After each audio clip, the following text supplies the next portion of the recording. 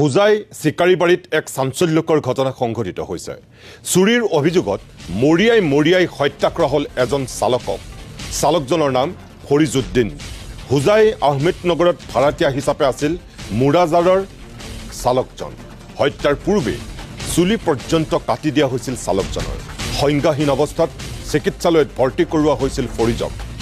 পিছত চিকিৎসালয়ত মৃত ঘোষণা কৰা হয় চালক ফৰিজক।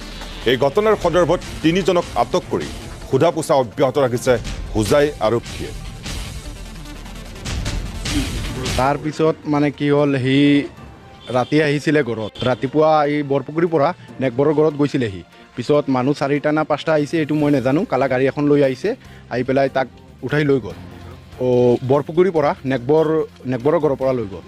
লৈ যোৱাৰ পিছত এই মুন্সিবাৰী BSc এটা হৈ আছে, নতুন BSc, তাত নিলে। নি পেলাই ক'লে যে সি চুৰি কৰিছে। এনেকুৱা কৈ পেলাই তাক মাৰিলে, খুব মাৰিলে, ৰড দি মাৰিলে, মানে পূৰা মাৰি তাক পিছত হস্পিটেল লৈ গৈছে, তাত মৰি গ'ল মানুহটো।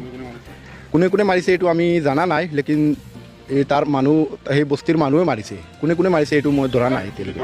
মোৰ ওচৰত কোনো মাৰা নাই। মই যেতিয়া আহিছোঁ, যেতিয়া দেখিছোঁ হাত বান্ধি তাৰ ঘৰত ফোন কৰিছে যে আমাৰ বস্তু নষ্ট কৰিছে, আমাৰ পইচা দিয়ক আৰু তাক লৈ যাওক। মালিকে কৈছে, আমাৰ যাৰ পেট্ৰল পাম্প সেয়েও কৈছে যে আমাৰ বস্তু সি চুৰি কৰি লৈ গৈ ভাঙাটোৰত বেচিব বিচাৰিছিলে। দামী বস্তুটো ভাঙি পেলাই ভাঙাটোৰত বেচিব বিচাৰিছিলে। চুৰি কৰি মানে এই ভাঙাটোৰত বেচিব বিচাৰিছিলে, গতিকে ভাঙি একদম নষ্ট কৰি দিলে। এইটো HP পেট্ৰল পাম্প।